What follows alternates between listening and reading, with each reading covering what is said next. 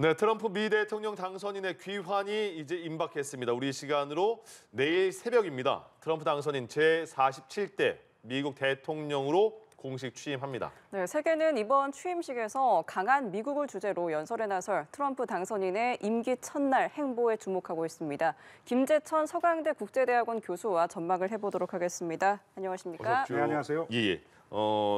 우리 시간으로 내일 새벽 2시에 이제 취임식을 하는 거잖아요. 네. 트럼프 대통령. 네.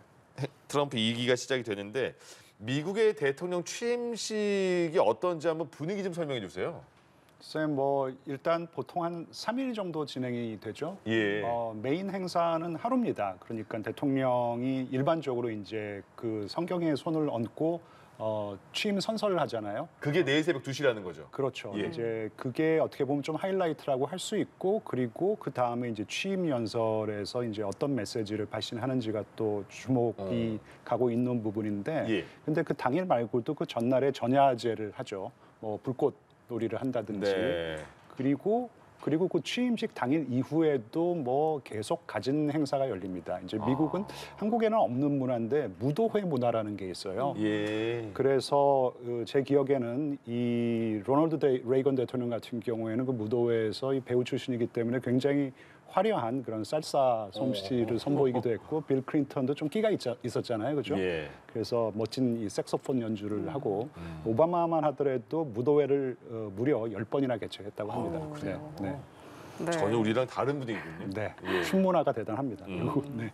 네, 이번 취임식이 40년 만에 실내에서 열린다고 해요. 이게 날씨 네. 때문이라고 네. 하는데 실내에서 한다면 좀 제약 사항도 많을 것 같고 네. 분위기도 또 야외랑 할 때는 좀 다를 것 같은데요. 아무래도 분위기가 이렇게 조금 막 뜨기는 좀 어렵겠죠. 네. 이게 아까 로널드 레이건 대통령 말씀을 드렸는데 1985년 로널드 레이건 대통령이 취임식을 할 때도 날씨가 너무 추웠어요. 그래서 실내에서 했습니다. 그러고 예. 나서 딱 40년 만에 지금 정말 혹한 때문에 이 국회의사당 로탄더 홀에서 개최를 하기로 했다 그러는데 예. 이 원형 홀이죠. 거기서 이제 가진 기념식도 하고 연설도 하고 미국의 국가 영웅들의 시신도 좀 안치가 돼 있고 이제 그런 지역인데 몇 명 수용을 못 할 거예요. 한 네. 600명이 최대 수용 인원일 것으로 보이기 때문에 정말 VIP 티켓을 가지고 있는 사람들 대부분 다 고액의 기부자들입니다. 그들만이 실내에서 실제로 취임식을 지켜볼 수 있고 나머지 분들은 안타깝게도 야외에서 TV로 시청을 한다든지 또 그 워싱턴 그 캐피탈 그러니까 국회의사당 근처에 캐피탈 원이라는 실내 경기장이 있습니다. 네. 그러니까 워싱턴 캐피털즈라고 아이스하키 팀과 그리고 워싱턴에 기반을 둔 그 농구팀이 거기서 경기를 하는 실내 경기장인데 거기에 또 이제 많은 인원을 수용할 수 있으니까 거기에서 실시간으로 TV를 통해서 취임식을 지켜보고 그리고 트럼프 대통령 이제 내일이면은 대통령이죠. 예. 실제로 캐피탈 원 실내 경기장을 방문해서 지지자들과 좀 열렬한 또 행사를 개최할 계획이라고 합니다. 그렇군요. 날씨가 굉장히 추워서 이례적인 상황이 또 만들어지네요. 네. 그러면 우리 로툰다 홀, 네네. 국회에도 로텐더 홀이 있는데 이름이 네.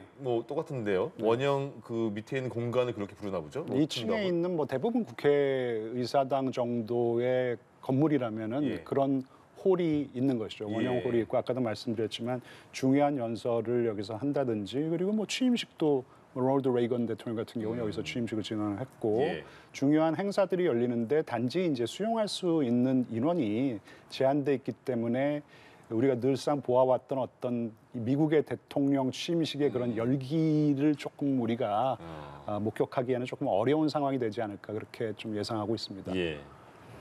취임식은 또 제한된 인원만 관람할 수 있다라고 말씀해 주셨고 직접, 고액의 네, 기부자가 직접 관람. 고액의 네네. 기부자가 많이 참석한다 네, 말씀해 네, 주셨는데 누가 취임식에 참석할지도 관심입니다. 좀 어떤 분들이 초청을 받는지 한국의 정자계들도 이제 참석을 했잖아요. 네네. 그러니까 일단 기본적으로 미국의 대통령 취임식은요 국내 행사기 때문에 외국의 정상을 초청한 적이 없었던 걸로 저는 알고 있어요. 그런데 이번에 이제 그런 전통이 깨진 것이죠. 시진핑 중국 그 공산당 주석에게도 이제 초청장을 보냈으니까요. 물론 거절을 했죠. 그리고 하비에르 밀레이 아르헨티나 대통령 그리고 조르자 멜로니 이탈리아 총리 예. 전부 저 트럼프 대통령이라는 표현을 오늘부터 쓰겠습니다. 예. 네. 대통령과 좀 결을 같이 하는 조금은 오른쪽으로 많이 치우친 그런 정치인들을 초대를 했어요. 사실 헝가리의 빅토르 오르반 총리도 초청을 했는데 예. 사정 때문에 오지를 못한다 그랬고요. 이제 뭐 그게 상당히 예외적인 경우고요. 그리고 한국의 같은 경우에는 국회 외통위 소속 국회의원들 한 7명 정도 네. 지금 방문하는 것으로 알고 있는데 이것은 이제 그러니까 이 트럼프 대통령 당선인 측에서 이 초청장을 보냈다기보다는 네. 아마도 제 추측으로는 그러니까 이게 이제 국회가 미국 의회가 주관을 하는 행사다 보니까 상원 의원이나 하원 의원들에게 많은 초청장이 갑니다. 이제 그런 초청장을 이 한국의 국회의원들에게 이제 조금 주면서 한번 와봐라 뭐 이런 식으로 해서 예. 저 취임식에 가는 게 아닐까라고 생각을 하고 보다 예. 중요한 것은 지금 이 도널드 트럼프 주니어라고 어떻게 보면 지금 마쿠 실세 역할을 하고 네. 있는 예. 그 장남이 이 사업을 또 오래 하다 보니까 재계의 인맥이 굉장히 두터운데 한국 재계에도 인맥이 두텁다라는 거 아니겠어요? 그러게요. 그래서 뭐 정영진 지금 신세계 회장이죠. 지금 벌써 한 달여 전에 이 말랄라고에서 트럼프 당선인과 단독으로 예. 뭐 회담을 했다고 하고 그리고 김범석 쿠팡 의장일 겁니다. 또 이 도널드 트럼프 주니어의 초청을 받아가지고 한 3, 4일 전에 뭐 전야제 성격의 어떤 그 리셉션에서 미국의 뭐 가장 중요하다고 할 수 있는 국무장관, 상무장관, 재무장관과 잠깐이라도 이렇게 면담을 할 수 있었다라는 것이죠. 그래서 한국이 지금 어떻게 보면 좀 공식적인 정부 채널이 다 두절된 상황에서 예. 이런 좀 재계 인맥, 재계의 중요한 분들께서 조금 역할을 해주는 것도 좋은 생각이라고 생각합니다. 트럼프 그러니까 트럼프가 당선된 이후에 기업들도 뭐 호불호가 있을 것 같아요. 이건 기회다 아니면 큰일 났다. 이렇게 네. 기업들도 그렇고 다른 국가들도 그럴 것 같은데 네. 가장 먼저 트럼프 당선인이 취임 첫날부터 100개 이상의 행정명령을 내릴 것이다 이렇게 말을 했어요. 네. 그럼 상징적인 게 과연 그럼 1호 명령은 무엇일까? 네. 어떻게 예측되는 게 뭐 있습니까? 행정명령을 100개 또는 200개 정도 무더기로 이제 서명할 수 있다 그러는데 저도 지금 1호 행정명령이 무엇일지 굉장히 궁금한데 아마도 불법 이민에 관한 것이 아닐까. 워낙 강조를 많이 했고 네. 그래서 조금 더 강력하게 국경을 통제하는 어떤 그런 방안 같은 거라든지 그리고 지금 불법 이민자로 미국에 살고 있는 그들을 어떻게 추방할 것인지에 관한 어떤 내용을 좀 담는 그런 행정명령이 일어가 될 것이고 예. 그리고 뭐 지금 이 바이든 행정부에서는 석유 시출을 금하게 하는 어떤 그런 규제가 굉장히 강력하게 작동하고 있었는데 그런 규제를 철폐하는 어떤 행정명령 그리고 바이든 행정부의 또 뭐 대표적인 문화 정책이라고 할 수 있는 DEI라고 있어요. 네. 그러니까 다양성 그리고 형평성, 포용성. 그래서 기업이 이제 이런 걸 고려해가지고 소수 인종들 그다음에 여성들을 고용해야 되는 그런 쿼타를 갖다 엄격하게 이제 부과를 갖다 했었는데 이런 거를 철폐하는 어떤 행정명령, 다양한 행정명령인데 이로는 아마 불법 이민에 관한 행정명령일 가능성이 가장 높을 것 같습니다. 예. 네, 그렇게 많은 행정명령 중에서 그렇다면 한국에 가장 큰 영향을 미칠 행정명령은 뭐가 있을까요? 아무래도 관세 정책에 관한 것이 아닐까. 이 트럼프가 한 달여 전쯤에 일단 중국에게는 10% 추가 관세를 부과하고 그리고 사실 접경 국가하고 이웃 국가하고 굉장히 미국과 우호적인 관계를 맺고 있는 국가라고 할 수 있는 캐나다, 멕시코에게 25%의 일반 관세를 부과하겠다고 했는데 근데 실제로 25%를 한꺼번에 다 그렇게 부과를 할 것인지 그러니까요. 아니면 순차적으로 할 것인지 그리고 모든 품목에 일괄적으로 25%를 부과하는 그런 행정명령일지 만약에 정말 한꺼번에 그리고 순차적으로 하지 않고 정말 그 일방적으로 동시에 25% 그리고 모든 품목에 이렇다면은 지금 한국에게도 뭐 그런 식으로 좀 관세 정책을 그런 식으로 좀 추진하지 않을까 좀 걱정되는 부분이 있는 것이죠. 예. 그러니까 다시 또 그 8년 만에 예측 불가능한 상황이 다 온 거예요. 모든 그 세계라고 표현해도 될지 모르겠습니다만. 네. 예. 그러니까 대응에 그럼 그 트럼프 행정부 일기를 모든 국가들이 4년을 겪어봤잖아요. 네네. 그럼 다시 돌아온 이제 4년이 남았는데 네. 그 전의 경험이 네. 한번 체득했으니까 이게 도움이 될까요? 트럼프를 파악하는데 트럼프 대통령을? 뭐 어느 정도 도움은 될 것이지만 이번에는 조금 더 강력한 모습으로 미국 우선주의와 이 마가 정책들을 추진할 것이기 때문에 그리고 지금 지난 대통령 선거에서 트럼프가 의미 있는 그런 승리를 거뒀거든요. 예. 그러니까 중요한 경합주에서만 승리를 한 것이 아니라 전국적으로 득표율이 많이 높아졌단 말이에요. 네. 그 국민 투표, 그러니까 전국 투표에서도, 그러니까 선거인단 투표에서만 이긴 게 아니고 전국적으로 지금 승리를 거뒀기 때문에 이 미국 우선주의와 이 마가는 조금 미국의 어떤 미국 정치에 있어서 뉴노멀이 됐다라고 볼 수가 있어요. 예. 그래서 훨씬 더 강력한 모습으로 우리에게 다가올 것인데 이제 우리는 좀 익숙해지기가 조금 더, 그러니까 이 미국이란 나라가 그래도 2차 세계대전 이후에 구축하고 관리해온 어떤 그런 질서가 있어요. 뭐 자유주의, 뭐 국제 질서라고 할 수 있을 것 같은데 이제 그런 질서 하에서 한국은 번영할 수 있었다라는 예. 것이죠. 근데 지금 그런 질서를 지금 미국 스스로 조금 붕괴하고 있다라고도 볼 수 있는 상황이기 때문에 이제 그러면서 굉장히 편협하게 정의된 그런 미국의 이익만을 추구할 경우에는 예. 뭐 한미 동맹도 좀 어려워질 수가 있고 그렇다면 한국의 안보 위기가 올 수도 있을 것 같고요. 그리고 뭐 미국과의 교역 관계가 어려워진다면 한국의 경제 위기도 올 수 있기 때문에 네. 예, 뭐 적응을 해야겠지만, 네, 이게 조금은 네, 더 좀 강력한 모습을 띠면서 우리에게 다가오지 않을까 좀 걱정되는 부분이 많습니다. 네, 또 트럼프 2기 행정부 출범과 함께 관심을 끄는 것은 트럼프의 최측근은 누구이며 또 누가 실세인가라는 점입니다. 1기와 좀 비교를 해주셔도 좋을 것 같아요. 지금 분위기가 좀 다르지 않습니까? 뭐 일단 이 가족 중에서는 이방카가 물론 이제 이방카의 남편인 제리드 쿠시너는 여전히 정치에 관심이 많다고 하는데 이방카 같은 경우에는 일기에서 좀 역할을 하면서 정치의 염증을 느꼈다고 합니다. 그래서 전면에 나설 가능성은 없고 아까도 말씀드렸지만 이 트럼프 주니어가 네. 마크에서 실세 역할을 하고 있고 굉장히 예. 즐긴다고 합니다. 실제로 뭐 제이디 벤스 부통령 이 후보 영입을 뭐 트럼프 주니어가 맡아서 했다라는 거 아니겠습니까? 그리고 재계 인맥을 지금 잘 활용하고 있는 것 같고 좀 주목되는 인사는 머스크가 이제 어디까지 네. 올라갈 수 있을까? 어떤 역할을 할 수 있을까? 근데 이제 한 가지 좀 주목해서 봐야 될 것이 머스크가 견제를 갖다 상당히 많이 받고 있어요. 견제를 많이 받는다. 전통적인 마가 세력들이 또 이제 그 백악관에 진입을 하거든요. 뭐 스티브 밀러라든지 스티브 배넌도 사실 살아났고 예. 이런 사람들은 머스크를 싫어해요. 왜냐하면 머스크는 중국이 그래도 중요하다라는 사람이거든요. 왜냐하면 자기 사업을 하기 위해서는 중국이 여전히 중요한 생산기지 역할을 해야 되는 것이고 시장 역할을 해야 되는 것입니다. 예. 근데 이런 게 못마땅해요. 이 마가 핵심 세력들은.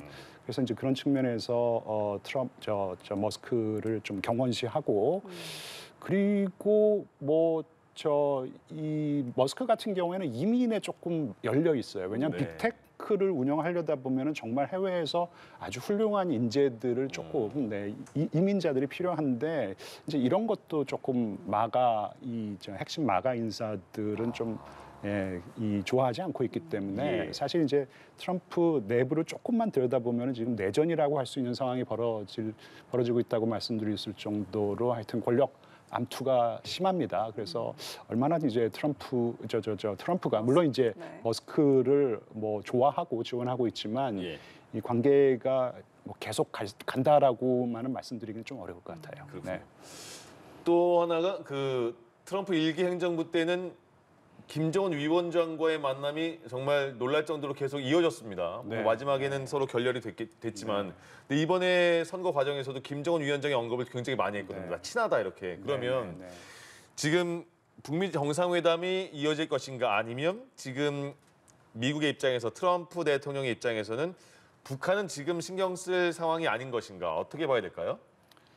아무래도 뭐 외교안보 정책만 놓고 보더라도 좀 후순위로 밀릴 수밖에 없겠죠. 예. 왜냐하면은 본인 스스로가 대통령 취임하면은 24시간 내에 지금 전쟁 우크라이나 끝나겠다. 전쟁 끝나겠다는데 사실 지금 그렇게 쉬워 보이지가 않는 상황이거든요. 그래서 이것 빨리 좀 해결해야 되고 뭐 중동 전쟁, 뭐 이스라엘과 하마스가 정전 합의를 하고 지금 인질들을 포로들을 서로 교환하고 있는 상황인데 제가 보기에는 갈 길이 멀거든요. 아, 예. 그리고 이란도 거기 지금 눈에 가시와 같은 존재이기 때문에 먼저 시급한 것은 말씀드린 우크라이나와 이제 중동 상황을 조금 좀 하여튼 상황을 훨씬 더 좀 많이 진전시켜 놔야 될 것 같고 예. 김정은과는 정상 외교는 굉장히 하고 싶은 것 같아요. 정상 외교를 하면서 엄청나게 이제 뭐 무시무시한 그런 핵무기 국가가 된 김정은과 좋은 관계를 유지해서 그렇다면은 그런 핵무기가 우리에게 위협만 되지 않으면은 되잖냐. 뭐 이제 이런 생각을 좀 가지고 있는 것 같아요. 예. 철저히 이제 미국 우선주의인데. 근데 뭐 김정은 입장에서는 그렇게 만나줄 이유가 저는 없다고 생각하거든요. 김정은 위원장 입장에서 예, 없다? 왜냐하면 이제 뭐 미국 대통령이랑 사진 뭐 한두 장 찍으려고 이렇게 만나는 것은 별 의미가 없어요. 뭐 하노이의 굴욕도 있고요. 예. 이제 그러면은 뭔가를 얻어내야 되는데 그러면 뭘 주면 되니? 뭐 이제 그러면은 우리 실질적인 핵보유국으로 뭐 인정해줘. 인정해달라. 뭐 어떻게 하면 그렇게 해줄 수 있는 거니? 그러면 제재 다 해제해줘. 근데 그거는 선뜻 해줄 수가 없는 거거든요. 그러니까 이제 핵 협상의 각도가 잘 안 나오기 때문에 예. 저는 정상 외교를 가동하는 것조차도 그렇게 쉽지는 않을 거라고 생각합니다. 네. 그렇군요. 예. 네, 일각에서는 네. 또 우크라이나와 중동 전쟁, 또 불법 이민 문제를 더 중요하게 생각해서 지금 미국의 외교 정책 우선순위에서는 한반도 문제가 좀 빠져 있다라는 이런 일각의 의견도 나오고 있는데 좀 어떻게 보세요? 이제 좀 네, 아까도 말씀을 드렸지만 네. 일단 북한 비핵화라는 어떤 그런 담론이 이 미국 조야에서 좀 동력을 상실하고 있는 것은 분명해 보입니다. 지난 대선 때 양당 모두 이제 정강 정책을 발표했는데 거기에 북한 이 핵무기에 대한 정책은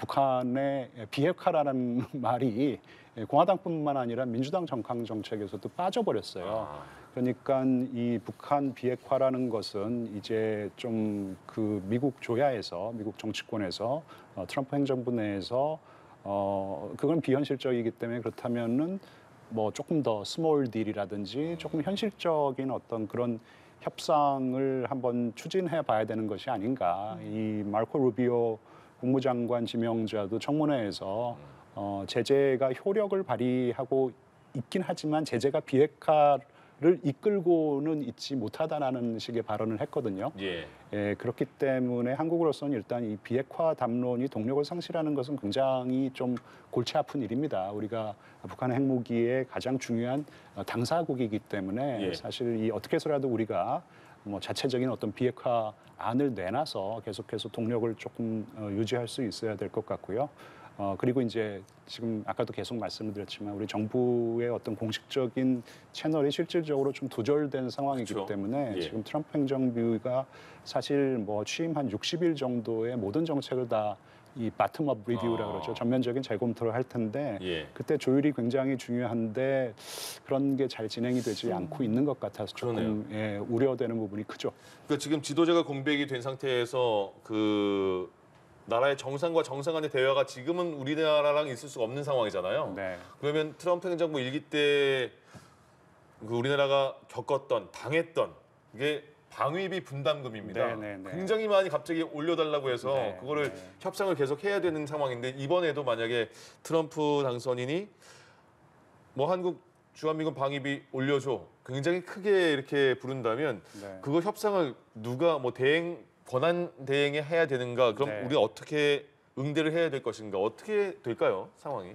일단 뭐 공식적인 채널이 잘 가동되지 않고 있다라는 것은 다 알고 있는 사실인 것 같고요. 일단 네. 방위비 네, 분담금 올릴 가능성은 되게 큰 건가요, 지금? 근데 일단 네. 글쎄요, 제가 조금 보기에는 트럼프가 조금 한국 상황을 지켜보려고 하는 것은 아닌가.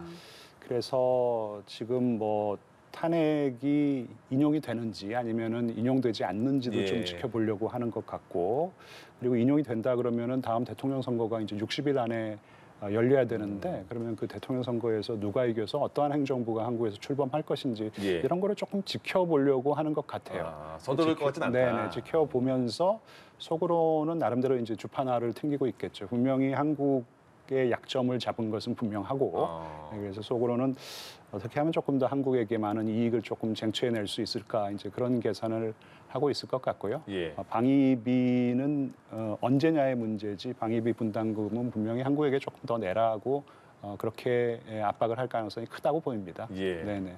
네, 내일 새벽에 트럼프 당선인이 제47대 미국 대통령으로 공식 취임합니다. 마지막으로 트럼프 당선인의 취임사에 좀 어떤 내용이 담길지가 궁금한데요. 네네. 8년 전에는 취임 때 다소 공격적인 인사를 그렇죠. 내비쳤다라고 예, 하더라고요. 이번에도 뭐 상당히 공격적으로 나올 것이고 왜냐면 그 네. 백악관에서 공식적으로 내놓은 사진이 네네. 굉장히 무슨 뭐 네. 째려보는 듯한 사진을 지난번에 공개했더라고요. 머그샷 찍었을 때 그 네. 표정과 비슷하죠. 흡사하더라고요. 예. 그러니까 역시 강력하게 이제 마가 이 정책들을 추진할 것이다. 뭐 역사적인 속도로 좀 추진할 것이다라고 얘기를 할 것이지만 지난번 대통령 취임식에서는 너무나 미국의 상황을 좀 비관적으로 묘사를 했어요. 아메리칸 카니지라는 표현을 썼잖아요. 미국이 굉장히 참혹한 상황이다. 정치, 경제, 사회, 문화 모든 거 할 거 없이 너무나 참혹한 상황이라고 얘기를 하고 그리고 어떤 메시지도 굉장히 분열적인 메시지를 냈어요. 예. 근데 지금은 그래도 조금 조심스럽게나마 조금 뭔가 화합의 메시지. 그러니까 마가 어젠다를 추진을 하겠지만 그럼에도 우리가 다 같이 이제 좀 가야 된다. 그리고 이제 선거 때 보여줬던 어떤 미국의 분열상 같은 거 좀 치유를 해야 된다라는 좀 긍정적인 메시지를 내놓을 가능성도 있다고 생각했습니다. 그랬으면 좋겠습니다. 네네. 네. 예, 알겠습니다. 뭐 여기까지 들어도 될까요? 예. 예, 여기까지 그럼 듣겠습니다. 네, 이와 관련된 내용 김재천 서강대 국제대학원 교수와 함께 내일 있을 트럼프 당선인의 공식 취임 전망을 해봤습니다. 오늘 말씀 고맙습니다. 고맙습니다. 감사합니다.